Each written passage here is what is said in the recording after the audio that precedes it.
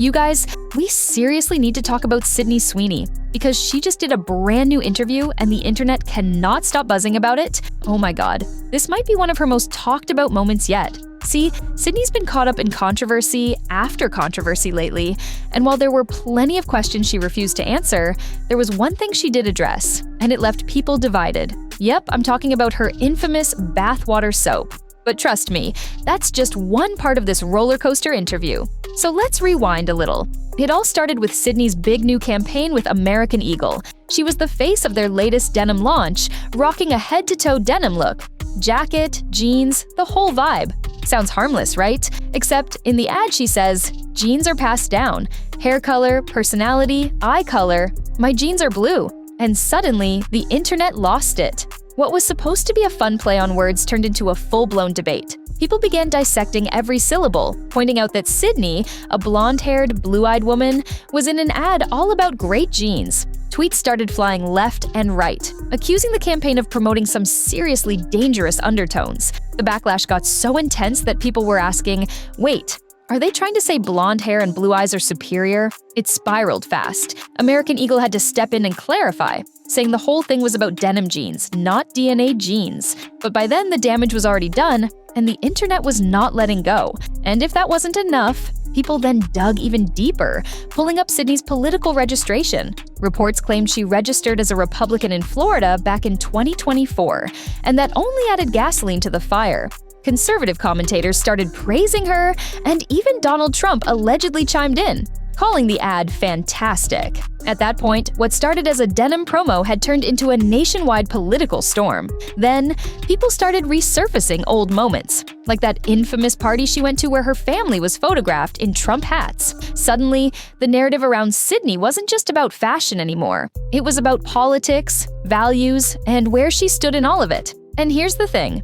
Through all this drama, Sydney stayed silent. She didn't comment, didn't clap back, didn't try to clear the air. Even when people asked her about the ad in person, it was a hard no comment. But finally, in her first major interview since the chaos, this time with the Wall Street Journal, Sydney started addressing some of the criticism she's faced this year. Not all of it, of course. On the American Eagle backlash and her political ties, still no comment.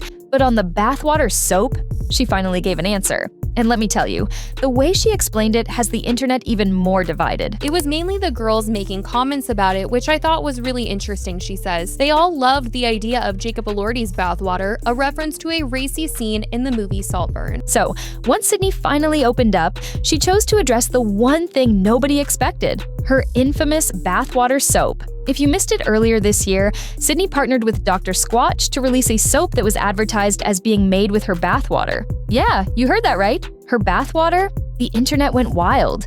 Some people thought it was hilarious, a cheeky way of taking power back from years of being sexualized. But most people, they were disgusted. The word sellout started trending next to her name. And when she was asked whether she had equity in the brand, meaning she could be getting more than just a one-time paycheck, she dodged the question. That only fueled speculation. Was she just cashing in, or was this a bigger business move? Now here's where things get really interesting.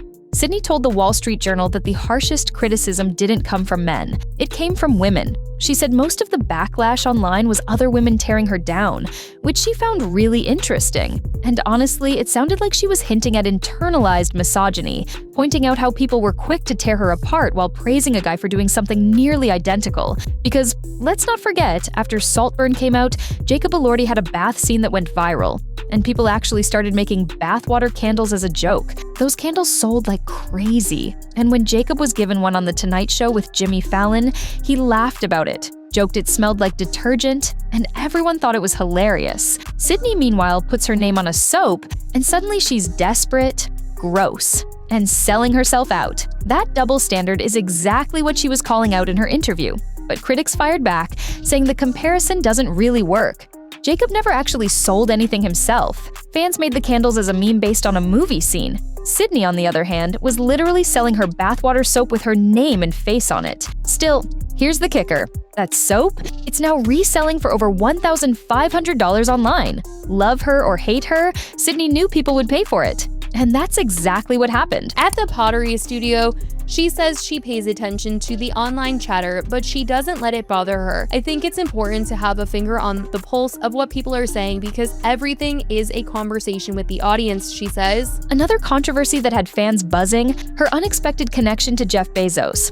When Sydney showed up at Bezos and Lauren Sanchez's lavish Venice wedding, people were stunned. She isn't exactly part of their social circle, so why was she there? According to Page 6, it wasn't about friendship. It was professional courtesy. Basically, she was there to pay respects to the boss. That phrasing alone sparked rumors that Bezos might actually be backing her upcoming luxury lingerie brand. And that's where things got heated. Because Bezos isn't just a billionaire, he's the face of corporate greed, labor scandals, and wealth inequality. To the public, he represents everything wrong with capitalism. So, when Sydney got linked to him, the internet pounced. Suddenly, it wasn't just Sydney at a wedding, it was Sydney selling out to Bezos. When the Wall Street Journal asked her directly about the lingerie brand rumors, she gave them the classic Hollywood dodge. No comment, but she did admit something else. She pays very close attention to what's being said about her online. While at a pottery studio for the interview, Sydney told the reporter that she always keeps her finger on the pulse of online chatter.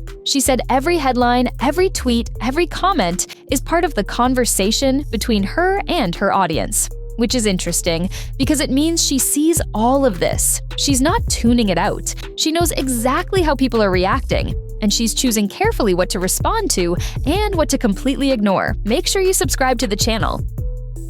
What I was talking about is more that I didn't have time to take 6 months off, she says. I was so busy and still sane, but I do that because I don't want to take 6 months off. I get anxiety thinking about just taking a few days off. Being on set is my happy place, she tells me. Feig, who spent the first few months of the new year in New Jersey directing Sweeney in The Housemaid, confirms as much in a phone call. She loves to work, he says. She was completely present emotionally, just up for anything, and really didn't bring any issues to set. One thing Sydney couldn't avoid addressing was a narrative that's followed her for years. That 2022 interview where she admitted she couldn't afford to take 6 months off work. At the time, fans were shocked. Here was one of TV's fastest rising stars. Euphoria, The White Lotus, endorsement deals, and yet she was claiming her income couldn't cover a break. She explained that after agents, lawyers, publicists, and her mortgage, the math just didn't add up. But instead of sympathy, she got backlash. Many called her tone deaf, especially since she had just bought a multi-million-dollar home. Fast forward to this new Wall Street Journal interview, and Sydney tried to clarify what she meant. She wasn't saying she was broke. She was saying she literally couldn't sit still. She admitted that even the idea of taking time off gives her anxiety. Work is her happy place, and stepping away feels impossible. And according to her director, Fee, who worked with her on The Housemaid, that's not just a line. He said Sydney showed up to set fully present, emotionally locked in, and willing to give 100% every single day. No diva behavior, no drama, just focus. So really, that viral quote that painted her as struggling was, in her words, completely misunderstood. She wasn't pleading poverty, she was revealing just how deeply she's addicted to her work. When I asked Sweeney if she is still working with Davino in a professional capacity, she co-founded her production company with him in 2020, she declines to comment. I'm going to keep all of my personal stuff out of it, she says firmly. She posted to her Instagram story and she said, "You should go see this movie because @Tony Tost made an exceptional film in honor of a genre he knows intimately because his work and his vision are greater than the 24-hour gossip tabloid denim BS. He's an incredible artist who made a great film with a group of hardworking, talented people. If you love cinema, then you should know that cinema comes first. This is cinema." Now, when the conversation shifted to her personal life, things got even spicier. Everyone wanted to know about her engagement, the one that ended earlier this year, right around the time she was spotted at Glenn Powell's sister's wedding. The timing fueled non-stop rumors. Fans thought the dating speculation from anyone but you was finally coming true. Sydney and Glenn had undeniable chemistry during promo, and suddenly she's at his family's event right after her engagement news breaks. The internet went wild, but Sydney shut it all down, insisting they're just friends. Still, the questions didn't stop there. She and her ex-fiancé co-founded a production company called 50/50 Films back in 2020, and it's the company behind Anyone But You, Immaculate, and even her upcoming Christy Martin biopic. So, when asked if she's still working with him in a professional capacity, she gave a firm answer. No comment. That was one area she refused to touch. It's a tricky situation. Blending romance with business always is, and fans couldn't help but speculate on how those projects will move forward with her ex still tied in. She followed it up with, "I do agree that our words are important in this climate. I don't, however, think that it's fair for the news cycle to predatorily rip a hardworking director and his hardworking crew for their film that is completely separate from and unrelated to a pretty dumb advertising take. If it's not clear who the actual people I'm standing up for are, I'm sorry, look closer." And right after that statement, the narrative shifted to her latest project, the new movie that's unfortunately facing backlash because of her controversies. Fans have been boycotting, and box office numbers haven't looked great. But her co-star Holly wasn't having it. She took to Instagram urging people to support the film, saying it deserves attention for the artistry and direction, not the gossip swirling around Sydney. Holly emphasized that the cast and crew poured everything into this movie, and it's unfair for their work to get overshadowed by one PR storm. That defense definitely grabbed attention, but it also reignited the debate. Can people separate Sydney's off-screen drama from her on-screen performances? So between the cancelled engagement, the messy denim campaign, the bathwater soap, and now even her movie facing backlash, Sydney Sweeney has been at the center of controversy after controversy this year, and honestly, it doesn't look like the spotlight is leaving her anytime soon. She's got multiple films lined up, and she's made it clear she isn't planning to take any time off. Love her or hate her, Sydney's name is everywhere,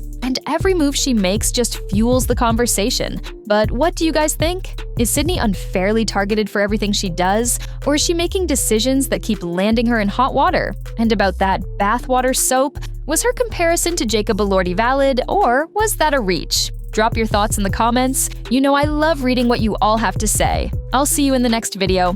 Bye, guys!